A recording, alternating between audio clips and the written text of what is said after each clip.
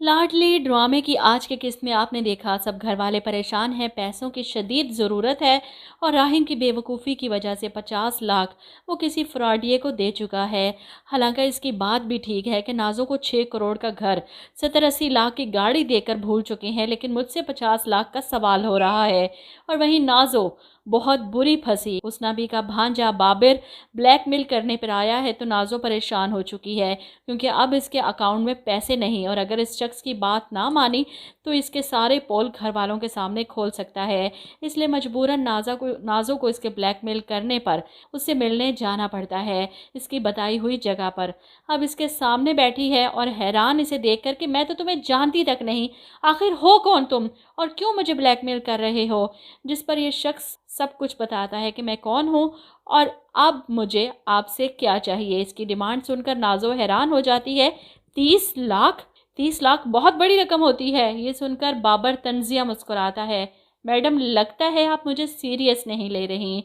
चलें, एक काम करते हैं, आप तसल्ली से सोच लें और 24 घंटे के अंदर अंदर रकम का बंदोबस्त कर लें। नाजो को समझ नहीं आ रही आखिर इस शख्स से पीछा कैसे छुड़वाए। इतनी बड़ी रकम देने का तो सवाल ही पैदा नहीं होता।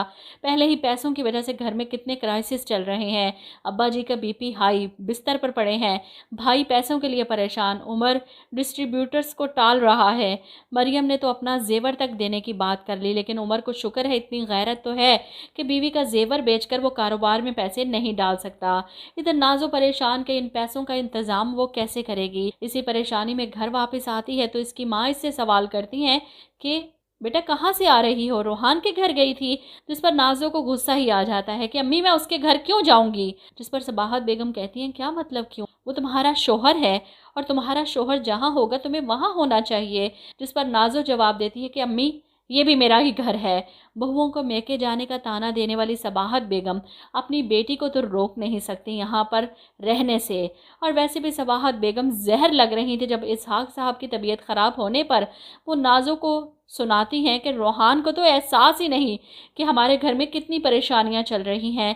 ना इसे अपनी बीवी की परवाह है और ना ही इसके घर वालों की। एक हमारे बेटे हैं, अपनी बीवी और अपने ससुराल वालों से फुर्सत ही नहीं। सुंदस को देखकर ताना दिया जाता है। हालांकि देखा जाए तो रोहान की माँ का इतना बड़ा ऑपरेशन था, लेकिन इनकी बेटी को कितना एहसास हुआ इनका। ना उनसे मिलने हॉस्पिटल गई और ना ही घर गई। दूसरों को ताने दे रही, अपनी बेटी का पता नहीं। खैर नाजो परेशान है, अकाउंट में इसके फूटी कोड़ी नहीं, और 30 लाख अगर ना दिए तो ये शख्स किसी भी वक्त घर आकर सच बता सकता है। इसीलिए नाजो को समझ नहीं आती तो इसका शैतानी दिमाग उस वक्त एक्टिव होता है जब मरियम अपना जेवर निकालने की बात करती है उमर को देने के लिए। अगर पैसों का इंतज़ाम नहीं हुआ तो आप प्लीज़ मेरा जेवर बेच लें। और ऐसे में नाजो मरियम के कमरे से ये जेवर चुरा लेती है। इन जेवरात को बेचकर वो इस शख्स का मुंह तो बंद करवा ही सकती है, लेकिन जेवरात चोरी होने पर मरियम की शामत आ जाएगी।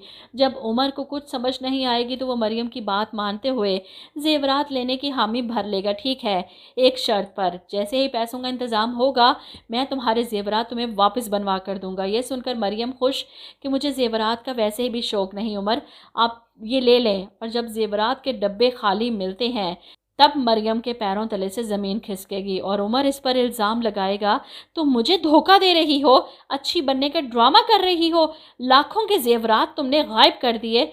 मुझे तो लगता है तुमने अपने भाई को दे दिए, तभी तो इतना अकड़ता फिर रहा है। मैं भी कहूँ इतना पैसा कहाँ से आ गया उसके पास। मरियम की बात पर उमर को बिल्कुल भी यकीन नहीं आएगा और लड़ाई इस कदर बढ़ेगी कि शायद उमर इसे घर से ही निकाल दे। लेकिन किसी का शक नाजो की तरफ नहीं जाएगा।